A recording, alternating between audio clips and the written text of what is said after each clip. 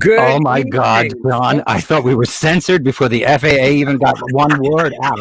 It's like, what the hell is happening? Okay, you talk. I just went, oh my God. Okay, yes. Well, good evening, everyone. It is wonderful to welcome you to another episode of Musicals101.com's I'll Say. I am a former theater professional and now theater historian, John Kenrick. And I am William J. McKay, an Equity actor. Oh my God. An Equity. Oh my God. Okay, yes, a professional at all counts. I am an equity actor and a member of the Actors Studio, and they're now about to get rid of me. Okay, there we go. Okay, so tonight we are going to be talking about Judy Garland. But just before we begin, I want to talk a little something about The Wizard of Oz. A little side story that is probably, well, last week we talked about Julie Andrews and then we went into her breast. So therefore we lost the Sisters of Holy Charity Innocence. They completely gave up on us entirely. But this week they're going to be happy when I talk about something. John and I were in college together. And not only were we in college together, now the Sisters of Chastity, Purity are really going to be excited because John and I were actually in the seminary together. For those of you who don't know what a seminary is, it is a place where young men go to study to become priests. And learn how to drink. Yes. And learn how it's okay. So there we were in our college years. And as you know, in college years in most normal schools, on weekends, that would be a time for people to study and to actually go out drinking and doing whatnot, and of course dating. But we were in the seminary, so drinking, of course, was not encouraged, and certainly John and I were not allowed to be dating women. And John, of course, we did not date women. Did you date women, John? Heck no. He did not. Neither did I. That was never a problem in my world. We did not date women in the seminary. But one of the things that we did happen, it was junior year, I think. And John was on the fun committee or something of that nature. Student Activities Committee. Yep. There you go. And so I ran the film festival. Yeah. And I believe it was Friday night. Have I gotten that right? I hope it was Friday night. Always Fridays. And John had a rather good budget. And of course, while most people were out drinking and being with women on Friday nights, we were not. We had a film festival. And one of our films was The Wizard of Oz. Shock of shocks, I know. That one was a fundraiser for a charity for retarded children.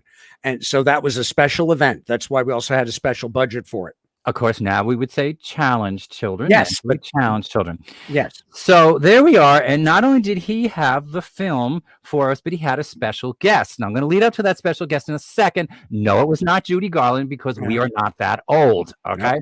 Because this was 1980. But the special guest who sat in front of John and I, because John and I were sitting together, was Margaret Hamilton.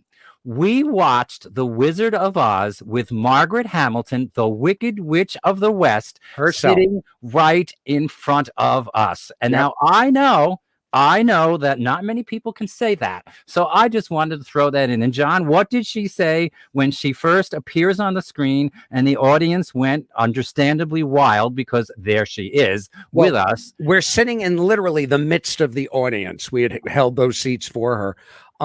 And when Miss Gulch appeared on her bicycle, the audience didn't just cheer. Most of them leapt to their feet roaring.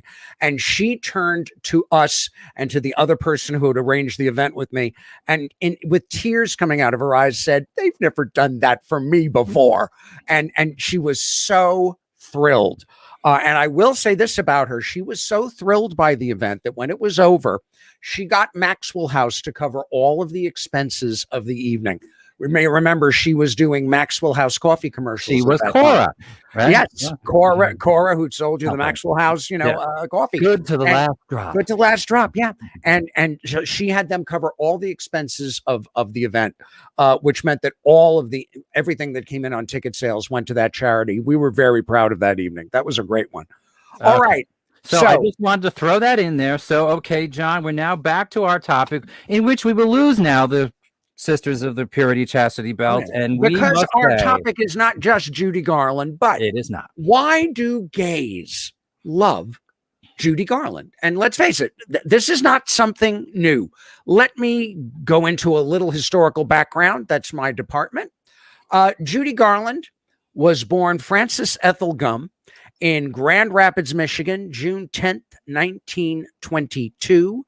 Her centennial is coming up next year. That may give us an excuse to talk about her again when we get there. She and her two sisters were put into a vaudeville act, the Gum Sisters. She was performing from the age of 3 all across the United States. Let me bring us on screen so at least we're visible here. No, let's keep it where it is.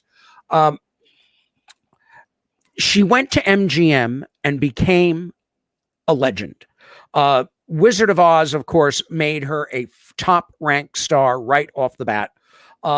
But they wanted to keep her young. She was constantly playing teenagers, even as she moved into her 20s. Her mother had controlled her life. It was not MGM that made her a drug addict. It was her mother. Her mother started her on amphetamines to get her revved up for performances, and then on downers to put her to bed at night so that baby Frances would sleep. At MGM, they just simply, mother said, you want to get the most out of Judy, get her these drugs. And they got her even stronger ones. To get away from her mother, who she often said was the real Wicked Witch of the West, she first married band leader David Rose. But, his main passion in life was riding his giant model train around his Hollywood estate. He had a giant model train. This is from a man who was in his 30s. She was just passing 20. So that didn't work too well. Then she worked on Meet Me in St. Louis with a director, Vincent Minnelli. Despite the fact that Vincent was, shall we put it politely, sexually ambiguous, what else could you say about a man who wore mascara on the set every day, even though he never appeared on camera? They were married in 1945. Their daughter, Liza Minnelli, was born just a year later. But that marriage would end after she had discovered him one too many times in bed in their home with a chorus boy. Not that there was anything wrong with that. Not that there was anything, except that he was married to her and it was her bed and she discovered them in it. Then she went in the bathroom, she smashed the Listerine bottle and would try to slash either her throat or her wrists. She was not kidding. Her final great moment at MGM is in the movie Summer Stock, that iconic performance of Forget Your Troubles, Come On, Get Happy. After MGM disposed of her, having made millions off of her, they simply tossed her aside. She was difficult to work with, but come on, she was the best. She began a concert career, which is one of the key notes of her legend. Here she's on stage at the Palace in New York. She also performed at Carnegie Hall, the Palladium in London, and every major concert venue in the United States. Her next husband was Sid Luft, who was, I don't know how to describe him. He was a slime ball. I'm sorry. I don't mean to offend his children who are still alive. But he was mob connected. There's no question about that. God. He had a dark side. And at the end of his marriage with Judy, she was broke and he had money. You go figure that out. I'm not going to go any further than that. He did, however, co-produce one of the finest films of her career, A Star Is Born. And this remains one of the greatest examples of Judy on screen of all time. As her marriage to Sid was ending, she wound up appearing in Judgment at Nuremberg. Her performance as a German woman who had a relationship with a Jewish man and was persecuted by the Nazis is absolutely riveting. Without a song in sight, Judy Garland knocks everyone else off the screen. And She can act. It's a marvelous all-star cast. If you've never seen Judgment at Nuremberg, see it. It states some real home truths. It was also around this time that she made her big appearance at Carnegie Hall, probably the most legendary concert appearance in modern times. Now, what you cannot see too clearly in this photo is that all of those wild people who are crowded up on the stage, there's no women there. Those are men. From this point on, there was never a question that Judy was worshipped by gay fans. And she had no problem with that, which may explain why she kept marrying them. Her next husband, Mark Herron, she was 43, he was 37. Mark Herron was gay. Vincent Minnelli was at least a part-timer. Sid Luft was definitely not gay. But Mark Herron, oh my God. They were married in 1965, but separated very soon afterward and didn't get around to divorcing until 1969. In the meantime, Judy lined up her daughter Liza Minnelli's first husband, Peter Allen. Peter Allen, the same guy who used to years later try to pick me up at the Five Oaks in the West Village in New York. Peter Allen was not just gay. Peter Allen reminds me of that time in Will and Grace when who's his side? Jack. When Just Jack turns to Grace and says, "Grace, when we were younger, did you know I was gay?" She said, "My dog knew." That was the way I mean, Peter was about as gay as you could get. Well, anyway. Not that there's anything wrong with that. No, not at all. And by the way, I never said yes. In 1969, there were enough people I did, but in 1969, Judy married one more time, this time to Mickey Deans. And do remind me as we go along tonight, Bill, to tell you about my encounter with Mickey Deans. I don't know. We've already lost we've lost the priests in Idaho at this point. Now, you'll notice in this photo as she's laughing loudly, Judy had the teeth of a 70-year-old woman, and she was only in her 40s.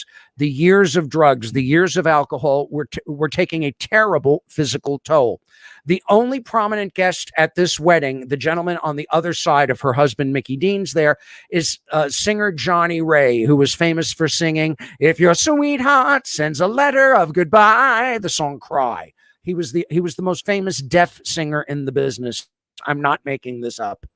On June 21st, 1969, in the upper apartment in this simple little building, 4 Cadogan Lane in London, Judy took what they believe was an accidental overdose of pills in the middle of the night, and they found her locked in the bathroom.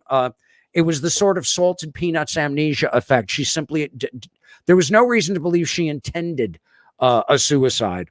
Her funeral was in New York days later, and the day after her funeral, the Stonewall riots took place. Many people have suggested that anger and frustration over Judy's death and the way it had manifested in New York, because her funeral was held in New York, that had helped inspire the anger that ignited when the police raided the Stonewall Inn that night. But there's no question about the identity that that gay people have with Judy Garland. For generations, as long as The Wizard of Oz has been on MGM's roster, gays have been referred to as friends of Dorothy. It's a lovely code. Oh, do you think he's a friend of Dorothy? That's there. And of course, when it came time for the gay community to come up with a symbol for itself, it was no accident that we chose the rainbow, the very thing Judy had sung so memorably about in The Wizard of Oz. Here we are, 52 years after her death, and she is still not just an icon, but one of the gay icons, one of the defining icons of gay culture.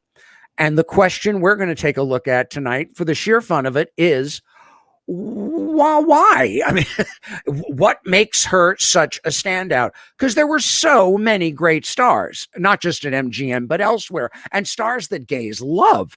You would think our gay icons would only be, big rock Hudson hunks, or people with tons of male sex appeal. But here's someone like me, for example. Well, hey, listen, you all have our moments. You're aging more gracefully than I am, dear boy. So you go right ahead. Your headshots look better than mine. Moving on. So, do you remember when you first noticed Judy Garland? Was it like most of us watching the Wizard of Oz?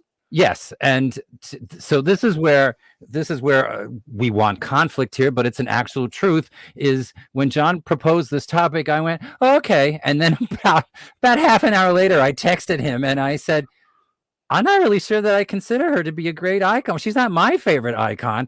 So we're starting with the Wizard of Oz. I thought the Lion was, I kind of liked him the most. Judy was fine.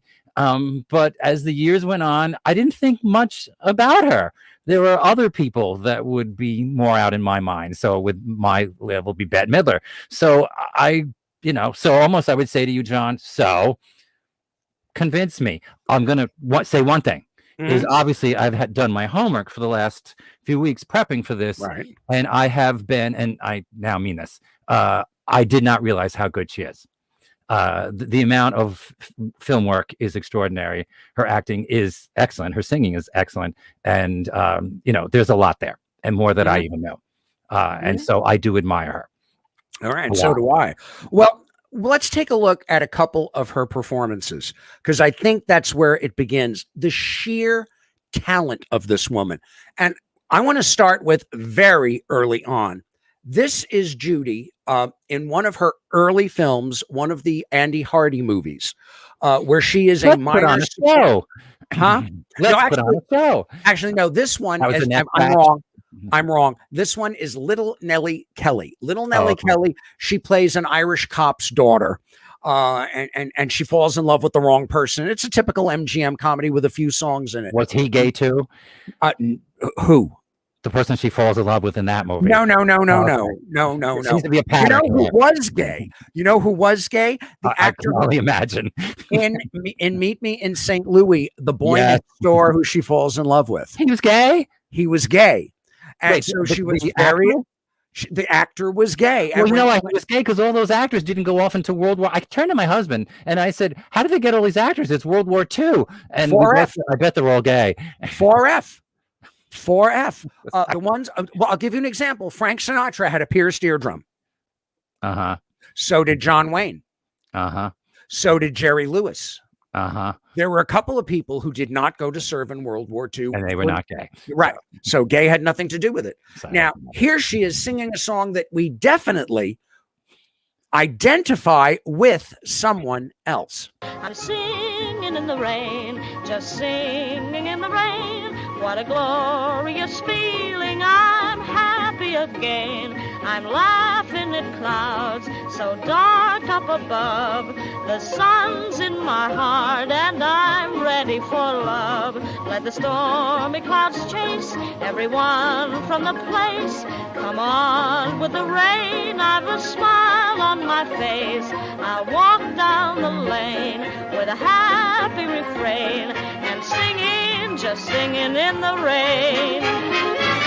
I'm singing in the rain, oh, I'm singing in the rain. What a glorious feeling, I'm happy again. I'm laughing at clouds so dark up above. The sun's in my heart, I'm getting ready for love. The stormy clouds chase everyone from the place and come on with the rain. I've a smile on my face. I walk down the lane with a happy refrain and singing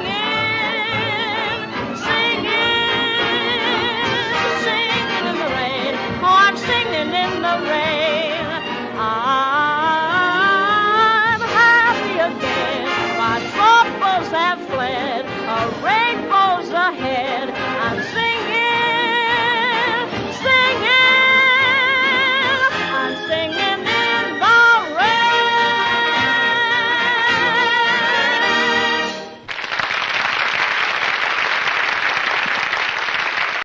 Now that was a classic MGM performance. Everything is perfect. The dress has not a wrinkle in it. Her hair is perfection.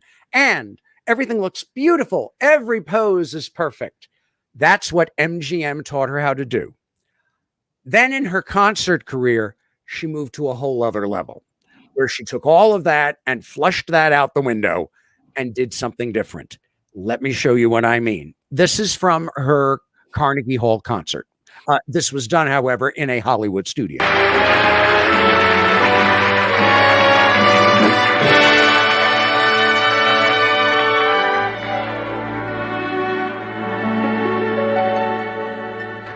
I never will forget Jeanette MacDonald. Just to think of her, it gives my heart a pang.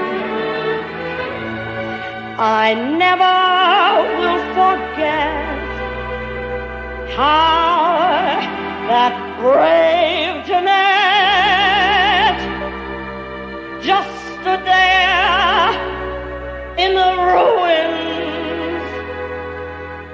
and sang and sang.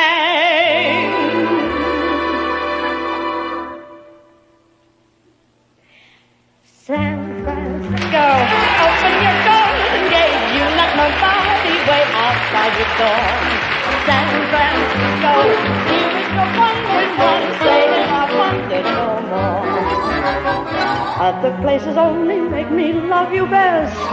Tell me you're the one, all going west. San Francisco, I'm coming home again, never to roam again, never to roam again. San Francisco, right when I arrive, I really come alive, and you will laugh to see me perpendicular, hanging on a cable car. San Francisco, let me beat my feet up and down Market Street. I'm gonna climb the hill just to watch it get dark from the top of the mark. There's Brooklyn Bridge, London Bridge, and a bridge of San Louis. But the only bridge that's a real blonde bridge is the bridge across the bay to San Francisco. I'm coming home again, never to roam again. By God,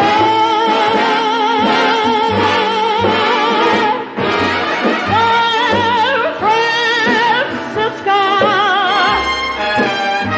I don't mean Frisco. San Francisco, here I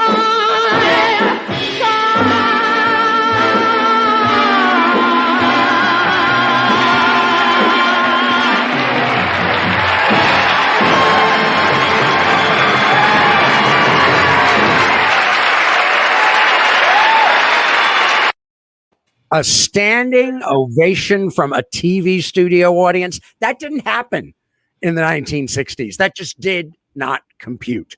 Now, two clips, one that I've picked and one that you asked for. First one is from her TV series in the 1960s, which I barely remember being allowed to stay up to watch on Sunday night, because luckily my dad was not an absolute Bonanza fan. But he was like, why are we watching Judy Garland when Bonanza is on? Because that's what John wants to watch. Don't stop. And that was fine. My mother at least got me to watch the Judy Garland show. So, yes, your mother had to force you to watch the Judy Garland show. Well, yeah. Also, my mother didn't particularly care for Bonanza. The only one she liked was Little Joe, which I understood. Which I would agree with also. Yes, definitely. Actually, Adam for was his fine acting performances. Adam was pretty good, too, in that regard, as well as the other. All right. But we digress. So someone got her big national TV moment on this, in this duet, which has become, this is gay iconography that we're about to watch. Yeah, this is where the gays just all sort of fell. Yes, we fell and we worship.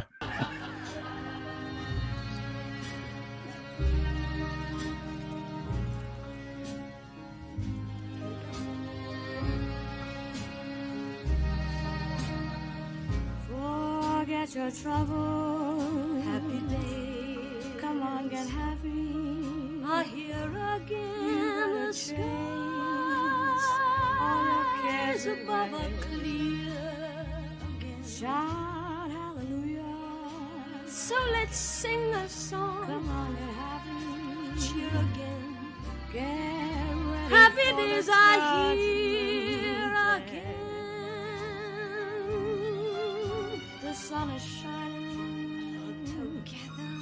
Come on, get happy. Shout it now. There's no one who can tout it now. Shout hallelujah. So let's tell the world and just get happy about it now. We're happy days are here again. We're heading across the river. Soon your cares will all be gone. There'll be no more from now on. From now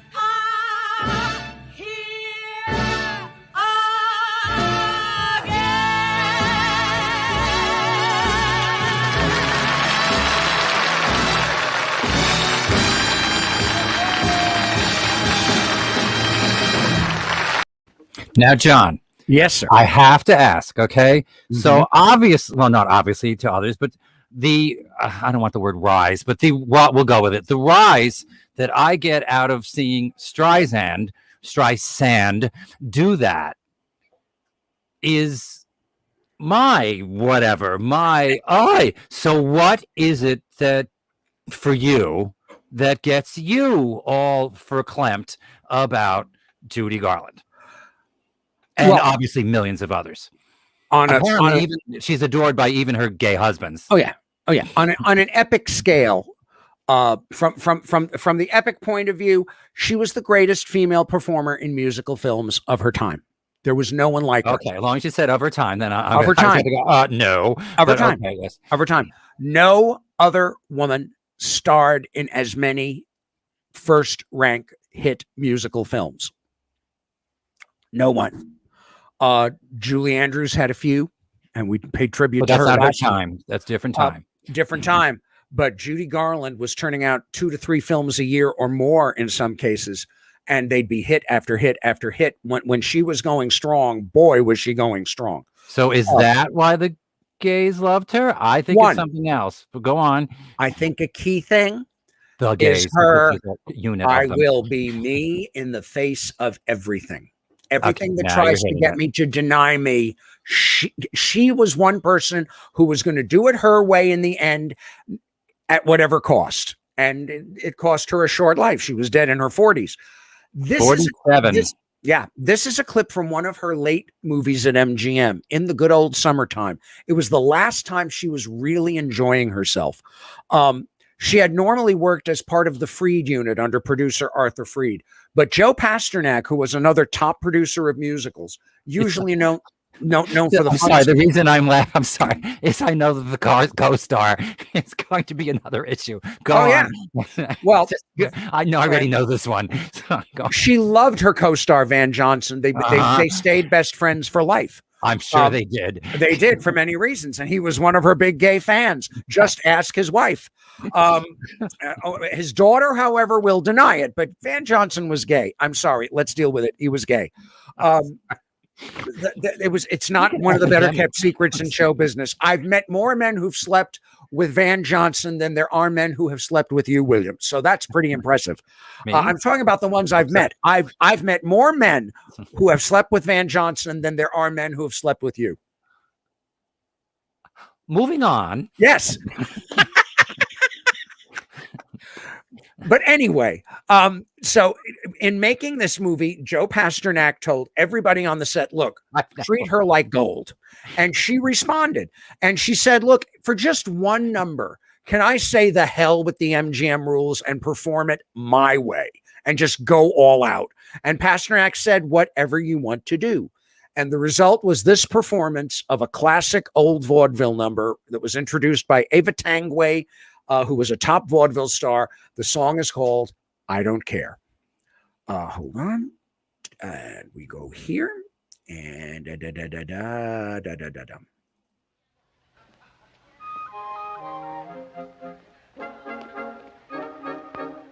They say I'm crazy, got no sense, but I don't care. They may or may not mean offense, but I don't care. You see, I'm sort of independent. I am my own superintendent, and my star is on the ascendant. That's why I don't care. I don't care. I don't care what they may think of me.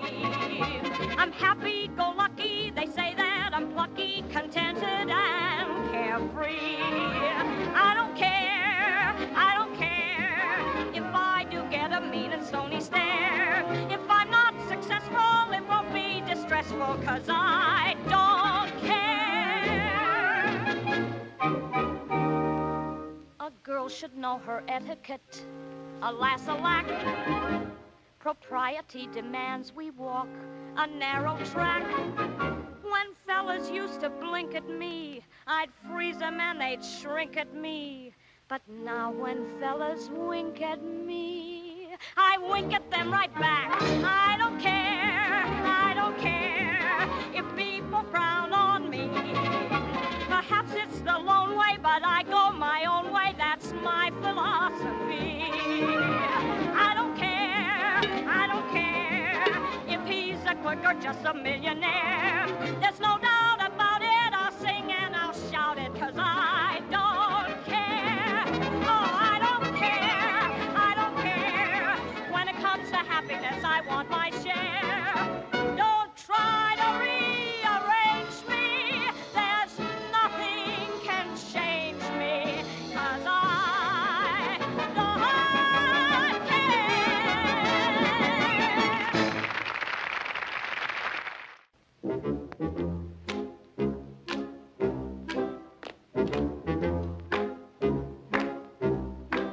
Down in the great big... Yes, one is good. She's unique. She had the nerve, the cojones to do what you just saw. And I'm sure Louis B. Mayer was sitting in the projection room going, what he put her through, he persecuted her for her weight issues. Diet pills were a problem. Yeah, but when she would go into the MGM commissary, there was a rule. No matter what she orders, serve her the chicken soup. So everybody at MGM got pissed about that, and they would smuggle her Malomars, ding-dongs, whatever she wanted, chocolates. They'd smuggle stuff onto the set for her. Her love life was a total mess from the beginning. Her first obsession romantically was the band leader Artie Shaw, who wound up getting married 11 times in his life. Well, he had just ended one marriage, and she figured, hey, let me move in. And she was going to make a move for him.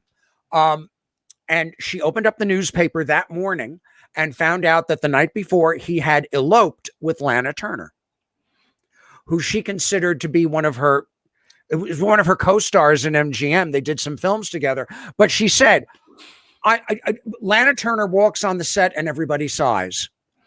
Hedy Lamarr walks on the set and they act like I don't know what. I walk on the set and they go, hi, Judy. And she said, you have no idea what that does to a woman's ego.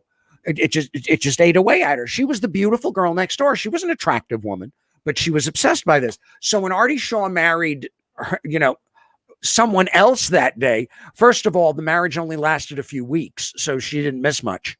But that night, to get even, she picked up the phone and called Jackie Cooper, who was another one of her occasional, friends and co-stars in the MGM lot. And she said, look, my mom is away with her boyfriend tonight. Why don't you come over? So she lost her virginity that night to Jackie Cooper, according to him. There are a number of people who claim that they were Judy's first. He at least can name the date and the time. It was the night the night after Lana Turner married Artie Shaw. I want to tell one story that's that at least shows my fandom of Judy. And, there we go. Because I all want right. to get at what is it that gets these people? She got us. She got us. She There we go. understood what we get.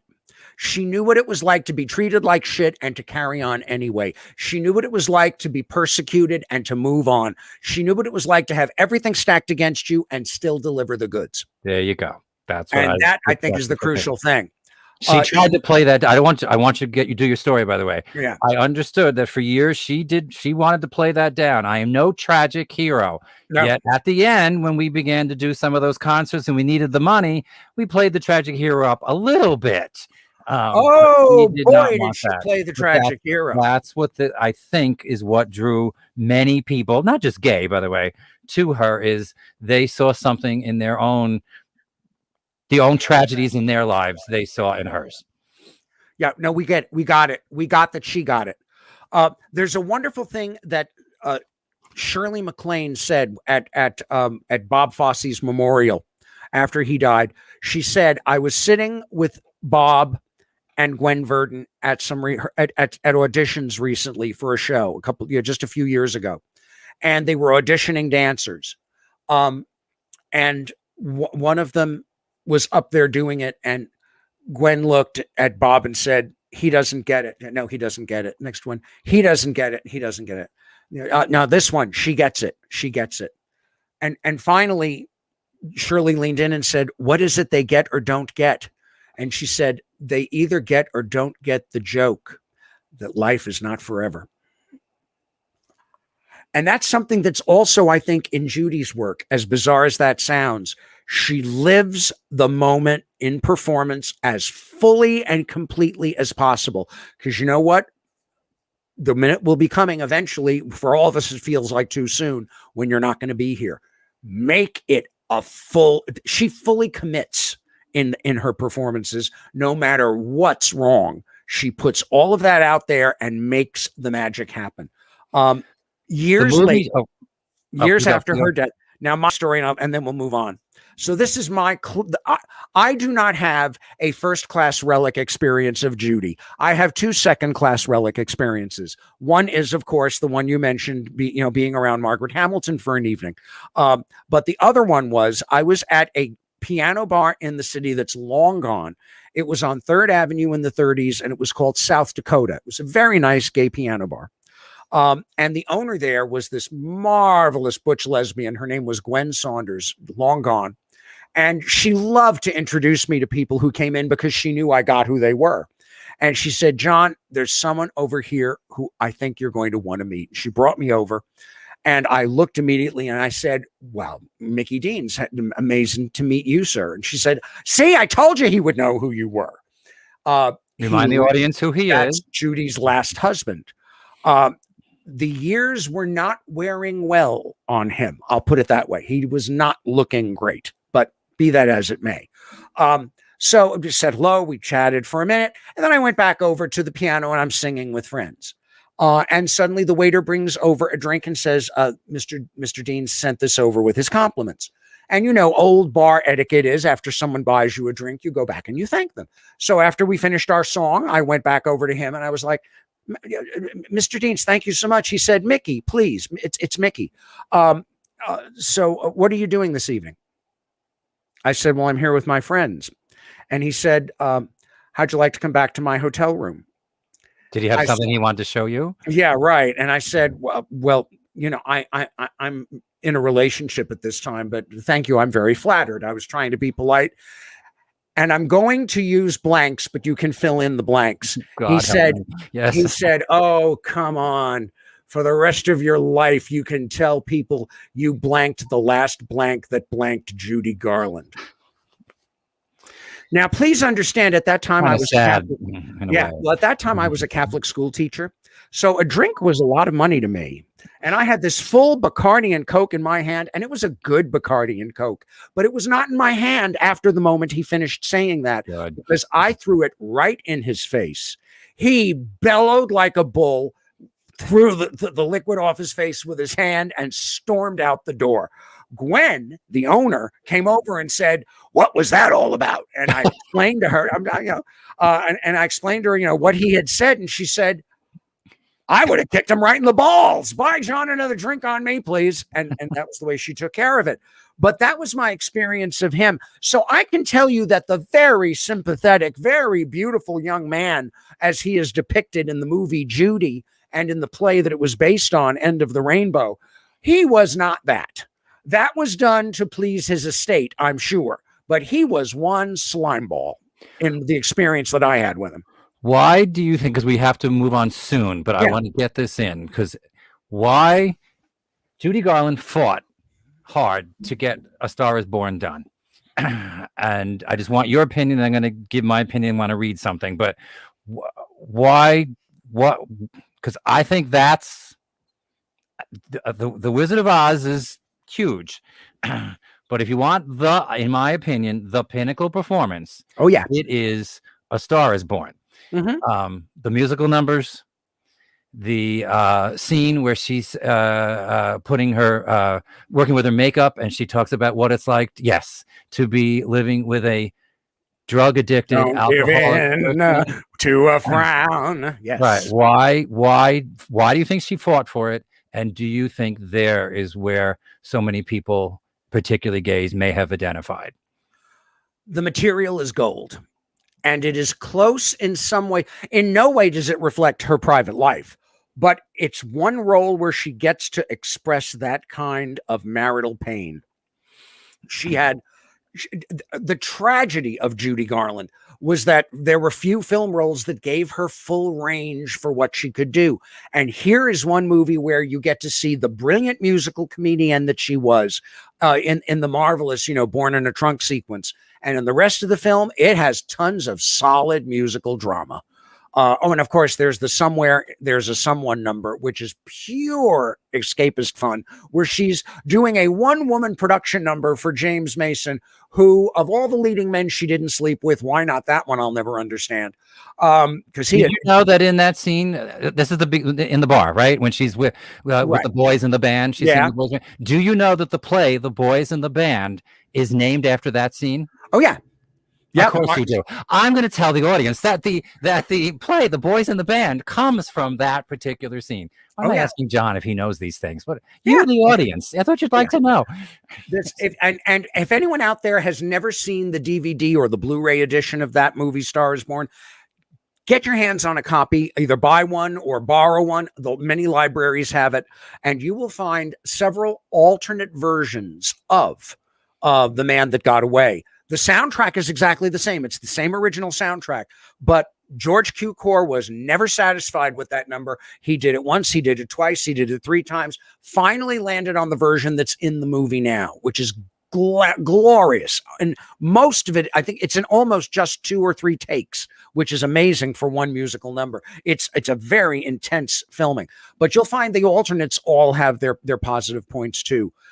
The woman triumphed in spite of all the odds. She kept going.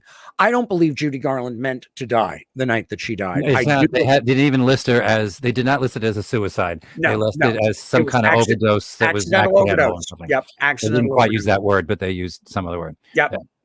Yeah. So wait, before you go. Yep. I just want to, so I asked a friend of mine, much younger than me, because he would want me to say that he's much younger than me. And he is. It was Matthew. I won't use his last name. And I said, and he is very Judy Garland, very Judy. He wants to be buried at the same, or have his funeral at the same funeral home as, is it the Campbells or the Campbells or something like that? Funeral home. So he's that much of a devoted star. But I asked him, could you please just write me and tell me what is it that what is this? And this is what he wrote, and we'll end today. We need to do more on this topic, John. Absolutely. I can do an entire thing on A Star is Born. I was born 11 years after Judy's death. Loving Judy was something in me at a very early age. As it is with most people, I was enthralled with the Wizard of Oz. I got older and was exposed to more of her. Meet me in St. Louis, Easter Parade. My appreciation blossomed into love. The love my contemporaries had for New Kids on the Block and Janet Jackson. But I was gay. Most of my classmates and friends were straight. I think that this young gay boy suffering through Catholic school and a heteronormative society of the 80s and 90s sensed Judy shared my loneliness and angst. mostly because of the sad story of her life that was often used as a cautionary tale for staying off drugs. As an adult, I imagine what it was like to be at one of her concerts in the 1960s. There were many diehard gay fans back then, as you pointed out, John, and I hope that for that night, they felt safe and that they were part of a community. It makes me love her more. And Says it a lot. And I want to say one other thing. I don't know if you had this, but I had the LP to The Wizard of Oz, and it was an edited down 45-minute version of. It felt strange, right? It didn't. Yeah, it left a lot of dialogue out. Yeah. But it had a lot there. So that was the first film which you could say I memorized extensive, sections of. And I think a lot of kids had that record too. And every year, remember, The Wizard of Oz was an annual event. Every year, The Wizard of Oz was shown in our childhood, CBS. Yes. I remember that. I do not know. And originally Dick Van Dyke. No, first it was Red Skelton, then Dick Van Dyke, and then Danny Kaye would do a little intro. I remember the year I was in second grade, they were delaying the Wizard of Oz telecast because a football game was going into double overtime. As they always do on CBS. Right. Yes. Finally, after an hour past the 8:00 start time, they said CBS wishes to announce that the Wizard of Oz will be shown at a later date. I walked into Our Lady of Mount Carmel the next day, and I walked up to Sister Eldred, and I said, Sister, I would like to make a suggestion. She said, yes, John. I want to suggest that for our class assignment today, we do an essay that we all write letters to CBS to complain about what they did last night to the Wizard of Oz. I still want to do it half the time. She started laughing her head off. And I like sport. Let's do it. So the class did that, and the kids really loved that. Well, she went back to the convent at lunchtime and told the other nuns. And the other nuns went, ooh, and they loved the idea. Well, the whole school, there were over 1,000 students. Our Lady of Mount Carmel is now no longer a school. But at that time, there were more than 1,000 students between first and eighth grades. The entire 1,000 plus student body sent in letters to CBS. And very shortly, apparently there were a lot of other schools that complained. Afterwards, CBS promised it would never schedule The Wizard of Oz after a sports event again. So that was the first time in my life I felt power.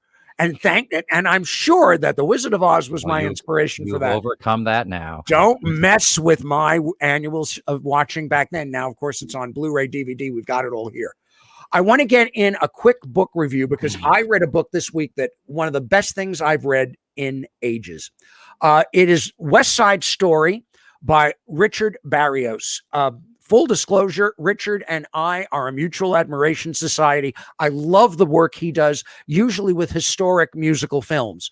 And here he's done this book for Turner Classic Movies, where he goes into the whole history of West Side Story, the stage show, the original film, the revivals that have come to Broadway, and the new revival and the new film version that's coming out later this year. If you love musicals and if you love West Side Story in particular, this one is a must read. It's just fantastic. And Bill, you have a copy handy of a book written by the Jets and the Sharks themselves, the actors who played them. Each individual actor. Then and now. This book is a little harder to track down, but it is a wonderful read. Written by the actors who portrayed these characters. And I think you'll absolutely love either one. You can find that one on Alibris or abe.com. I don't know if they still have copies on Amazon, whereas I got it on Amazon, but I don't remember when. Yeah, but the other, you can certainly find West Side Story on Amazon, on electronic form, whatever. You want to do current events, Bill? What's happening out there in the world of entertainment? All right.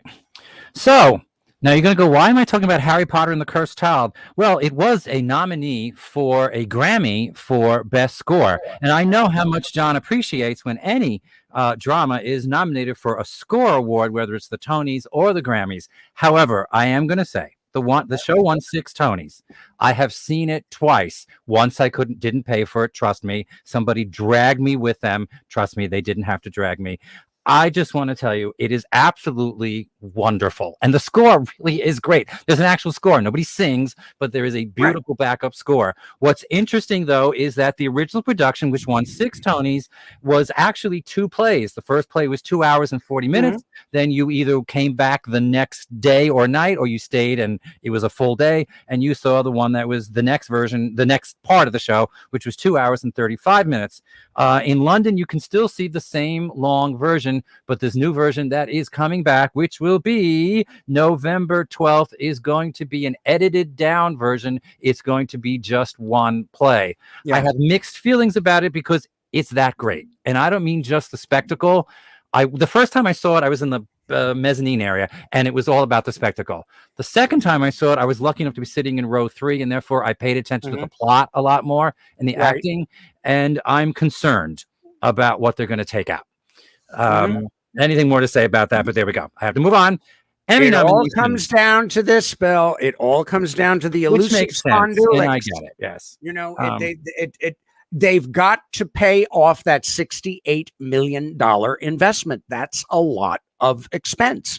No one in their right mind should have spent that much on 2 shows. That's like $34 million a show. It's good though. I know, but it's not practical. It's kind of like the movie Cleopatra. The movie Cleopatra, the Mankiewicz Cleopatra, is spectacular, but it cost $40 million at a time when no movie could hope to make more than $20 million, even if every film buff in the country went to see it. And sure enough, it made about 20 million in its initial release, but not enough to pay it off. And it nearly sold out almost every night. Studio. Sold out almost all the time. Everyone's trying to see it. Oh yeah. I just Hello Dolly never paid off in the original release because they spent $15 million on it, and $15 million was too much in 1969.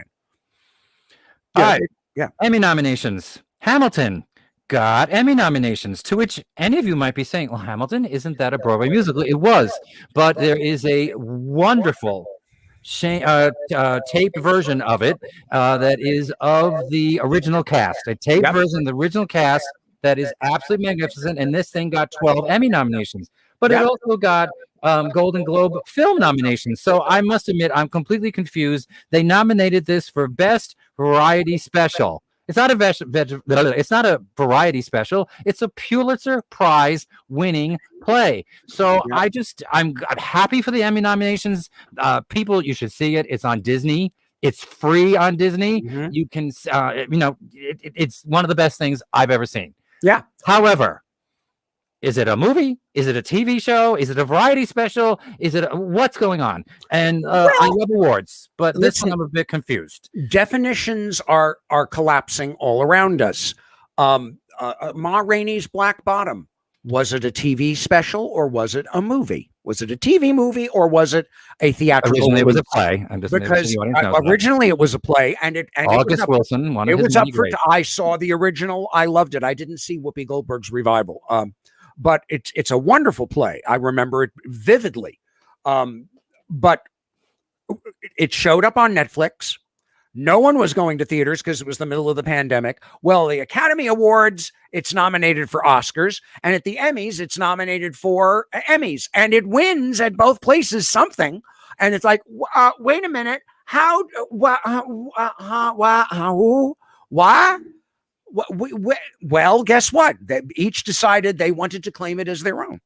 So that's definitions. Definitions are fascinating. Listen, Randy Rainbow is up for Emmys. Now, I, first of all, love Randy. I always look forward to his next video.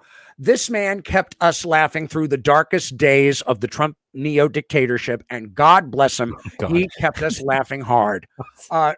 Here was someone who called Trump the slime that he is, and had no problems doing so, and kept us all laughing while he did.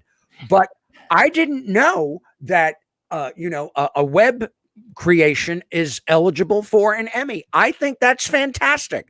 I don't even know that they created a special category for it. Here, Yes, it's so it is good. a short form variety series, and he's been nominated for this is his 3rd year in a row. Mm-hmm.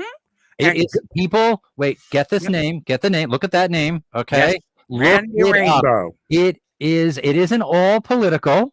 Some of them are other topics. So those who don't want to deal with politics, you don't have to. And why are we mentioning this? Because in every single episode, he usually takes a Broadway song and completely changed the lyrics to talk about whatever his topic is.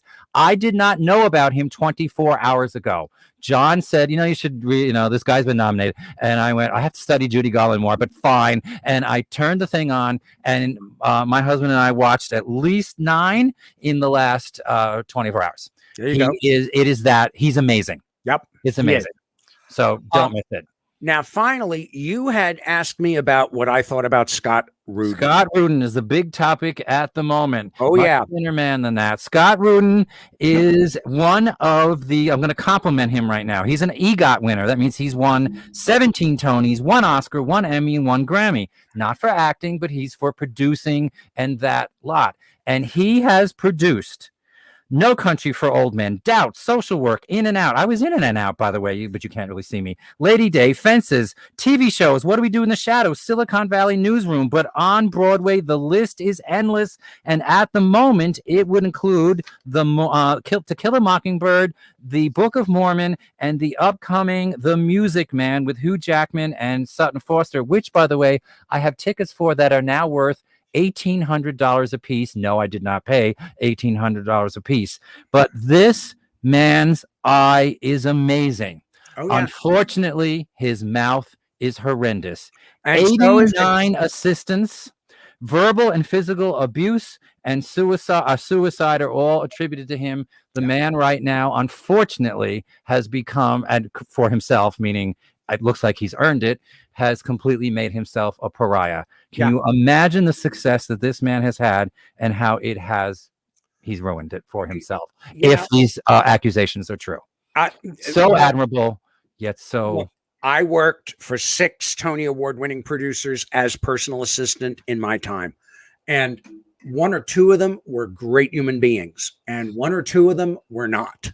And I'm not going to mention anyone by name here, but they can be incredible because of the pressure they are under. We'll just work on that for future. Because of the pressure they're under, they are they've got to let it out somewhere, and they frequently let it out at assistants.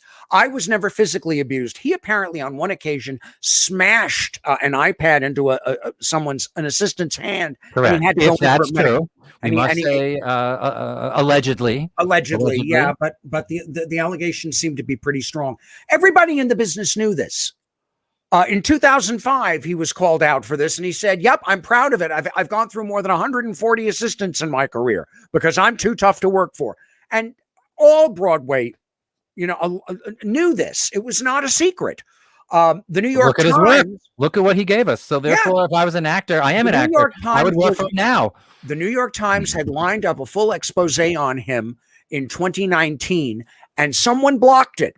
Gee, his shows are putting $3 million worth of advertising into the New York Times, but that had no effect on their decision to cut that story. It's what he did. It was the Hollywood Reporter that got him down. And as soon as Hollywood Reporter came out, the New York Times went, "Me too," pardon the use of the phrase, and jumped in with their story about Scott Rudin. It's like, and the people who they interviewed back in 2019 said, "Where have you guys been? We did this interview 2 years ago." He's now withdrawn from the league. He's withdrawn from all the shows he was working on. He's handed them on to other people to take care of.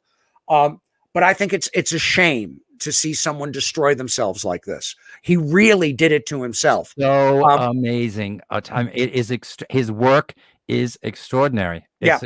One can only hope.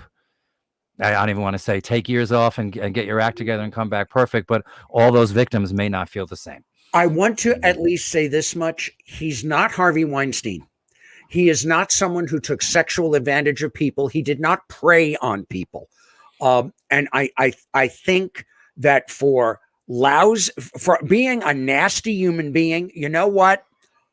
we made someone the president of the United States 5 years ago who is arguably one of the nastiest SOBs walking this planet. No one elected him because he was nice. His people support him because he's a son of a bee, and he admits that he's an SOB.